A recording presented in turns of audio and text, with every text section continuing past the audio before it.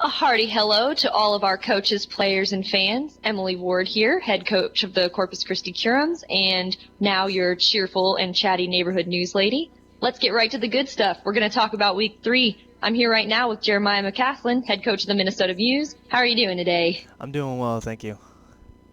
Sweet. Okay, so let's begin. In week 3, the biggest upset was the 6-0 by the Minnesota Mews against the Cianwood Quagsires. They went 6-0, and Mew was able to walk away with a 5-0 sweep. But the big question on everyone's mind, Mew? How in the heck are you going to sweep a team with a Mew? We're all dying to know. Jeremiah, will you please enlighten us on the steps it took to pull something like that off in your battle? Of course.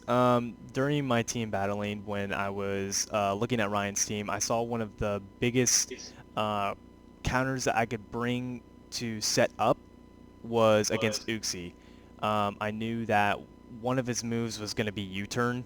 Uxie usually runs with a really solid U-turn set, and I knew that that was a super effective move against Mew, but he could only do it once, unless he was going to switch in, switch out, switch in, switch out, which I knew he wasn't going to afford that when my Mew came out. So what I ended up doing was bringing in Mew against Uxie, and unfortunately, in my case, he didn't actually U-turn at all, which was great because I get a free nasty plot off. He just hard switches out into something, and then I go ahead and nasty plot again to give myself the +4, and by that time it was kind of just GG. He didn't have any priority, and he didn't have anything that could status affect my Mew, because with Mew it gets synchronized, but I run Lumberry on my Mew, so even if you do put a status inflicting element on me, I'm going to give it to you, and then I'm just going to take it off, and I'm still going to proceed to sweep.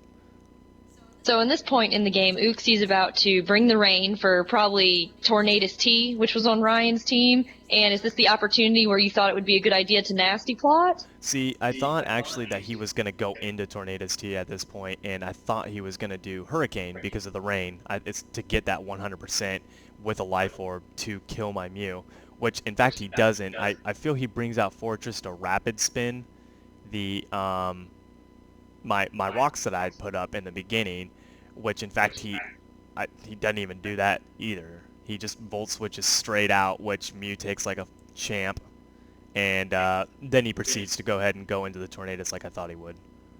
I can't blame him, though, because the Nasty Plot Mew, while it is probably one of the finest gimmicks I've ever seen, is not exactly something you expect. When you see a Mew, you probably expect hazards, you expect support, maybe a bulky offense, but nowhere near the type of sweeper that this Mew turned out to be. And he probably didn't go for the rapid spin on Fortress because he was just concerned that you were starting to set up on him and went right into his own sweeper. Right, yeah, and that was kind of my idea of things when it got to that point when I pulled off 2 nasty plots. It was kind of at the point of no return when he decided to bring out Fortress. I knew Fortress couldn't do anything except for explode against Mew anyway. That would have been clever. Right, and that's what I thought he was going to do. That's why I figured he brought out Fortress, but in fact he didn't.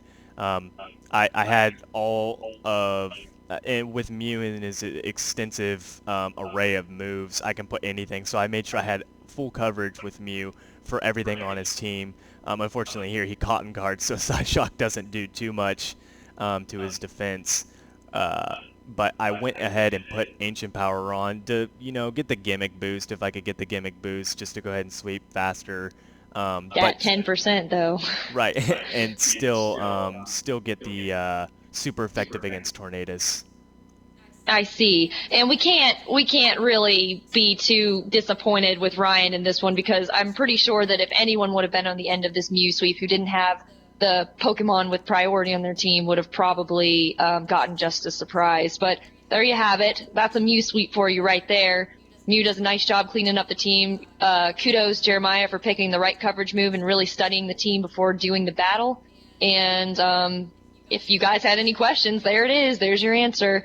Ryan just kind of was on the unfortunate end of a very unexpected Mew sweep. But I'm sure he'll be doing fine within the next week. And now you all know to watch out for the potential nasty plot Mew.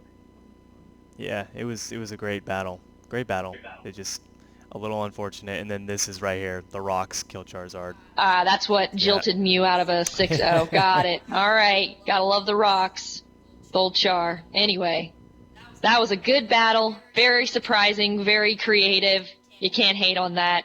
Gotta love the Mew, bringing back the original 151. Any shout outs, anything to say before we go ahead and sign off here? Everyone just prepare for Mew because I will bring him to every single battle, and he's got an array of movesets.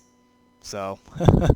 Expect nasty plot. You might get something totally different. You never know. Mew is like a box of chocolates, but a pink one. That is a cat. All right. Anyway, Emily Ward signing off. Thanks for listening in. Let us know how you feel about the voice interviews. We can do them more like this or the write-ups. Inquiring minds want to know. We'll be seeing you guys in week